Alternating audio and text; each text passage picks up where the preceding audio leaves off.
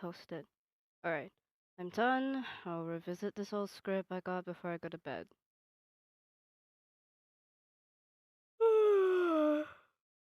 Alright, what is going on now?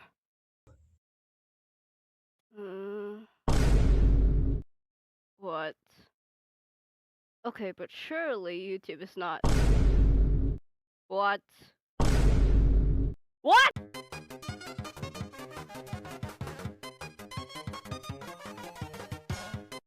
Hello, you may call me Tiny. Where in the daylights did all you've come from? Seriously, thank you so much for your support from the previous video. I will be eternally grateful for this overnight crowd, oh goodness me. Right after I posted the video, I decided to dig up an old script from last year that I scrapped due to demotivation on editing the video. However, this is a subject that I have been really interested in for as long as I could remember.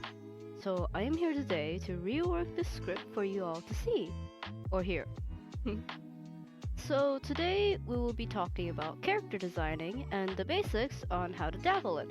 This is supposed to be less of a rule book of do's and don'ts and more like a guideline or suggestions if you're stuck and need a place to start from.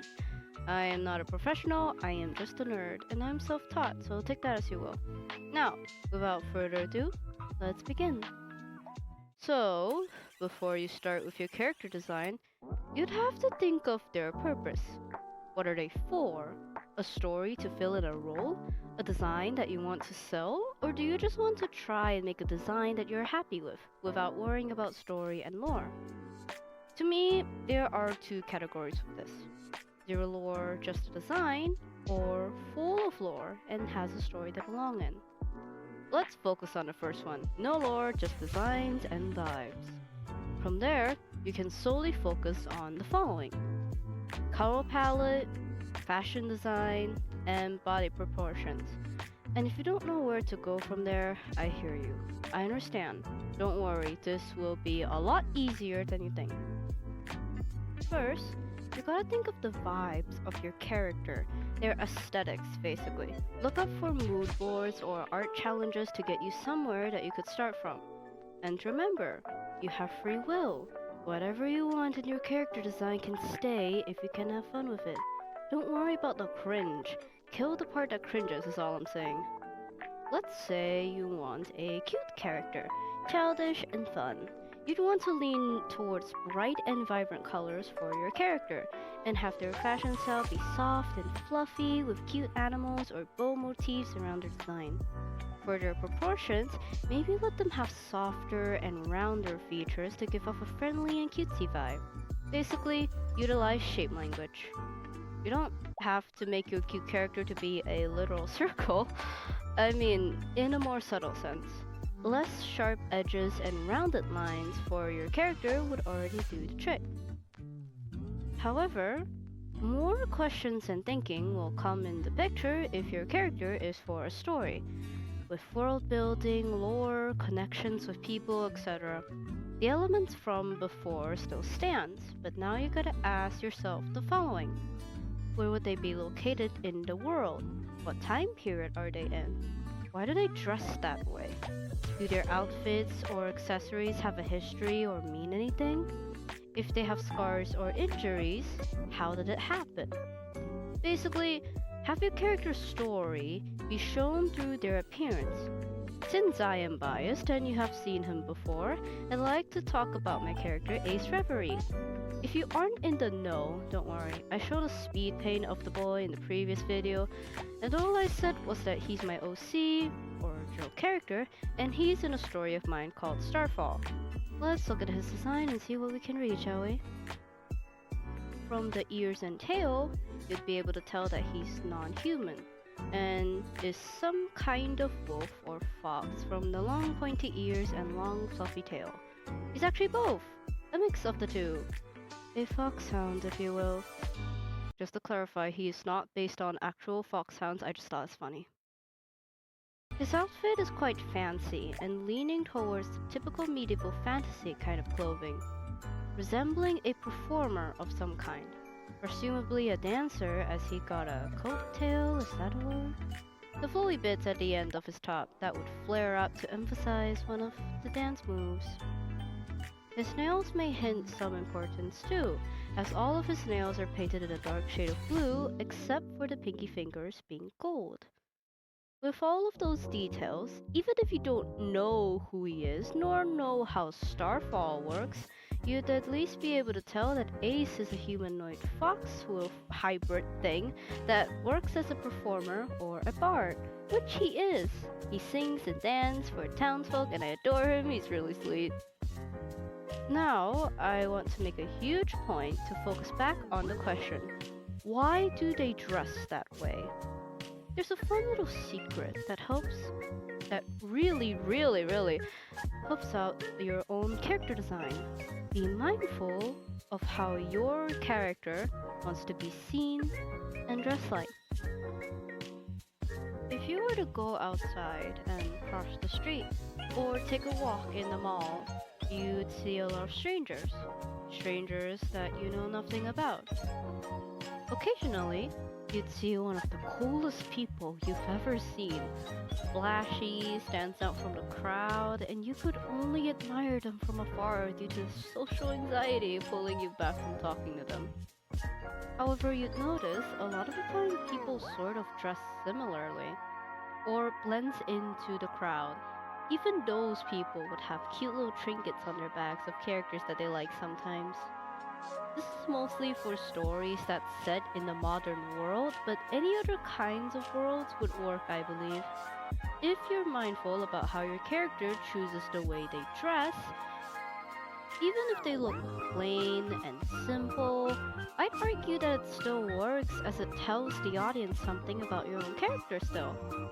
I don't want to use my OCs too much as an example, unless you guys are okay with it, but Miyu Suzuki and Yusuke Tani from You and I Are Polar Opposites are perfect representations of this.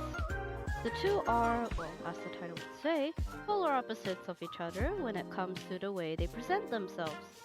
Miyu has her hair dyed in a bright pink with heart earrings, giving off the idea of an extroverted popular girl who seemed loud and expressive. With the two, you can tell that she is the talkative one of the duo. In contrast, Yusuke kept his natural hair and has a classic pair of glasses without anything else going on. He dresses like how a typical student would, except for the unbuttoned collar on his uniform, though every other male character does that too. He gives off the impression of someone quiet and doesn't find the need or want to stand out from the crowd and would tell the audience that he is the introvert of the duo. If you watch the anime, their personality shines even more and basically almost confirms the audience's assumptions immediately. They are adorable. And if you haven't, I highly recommend watching it if you are a fan of rom-coms, slice of life stories that's simple and fun to watch. Now, usually, this would be the end of the video by now. But there's actually one very important thing that I want to point out. If you're designing a character, don't add too many details to the point of confusion. Less is more, and I will explain exactly why right now. When people say that a character is over-designed or too detailed, usually they'd immediately use Genshin Impact as a big example, which the characters and their overly detailed designs that they could get away from due to the fact that they are a 3D game, but very hard to make fan art for as people tend to get confused with the details. Sometimes, this is an issue that a lot of beginners immediately run into, as they're usually under the impression that the more detailed they are, the better their designs would be. And maybe there are some truths to it. Again, character design can be quite opinionated and personal for each individual, and very subjective, yes. But if you have to go through the headache of looking at your character sheet and putting every tiny nook and cranny in it, you're just gonna get frustrated. A lot of the time, you don't even need a lot of details to make your character look cool. You just need to add just enough that is easy to read, and easy to replicate. And I think I have the perfect example for a character like that, Grim, or Casper from A Date with Death. Looking at his design, there is just enough details to rail in the cool factor, and the different value of colors that separate different parts of the design quite nicely. His white ghostly hair, red eyes, and ghostly pale skin is the first thing that draws the eye. Though do not be confused, he's not a ghost, he's a Grim Reaper. Looking down, his outfit is generally black, but in different shades of gray that makes the clothing easier to read, with the lighter gray coat and extra details in the outfit, along with belts and the same shade of red on the palms of his gloves and his dangly belt. The design is refreshing and quite edgy. He doesn't need more grommets or belts to show the audience that he's cool and edgy, because this is just enough that it frames his character and how he presents himself, without being a pain in the butt to draw over and over again. His assassin-esque look and the accent of red tells enough information without overwhelming one's eye. And I love him! This is also another game I recommend. It's free on Steam, and they got another from the franchise coming out soon, so yay! Another one for the romance people, we go!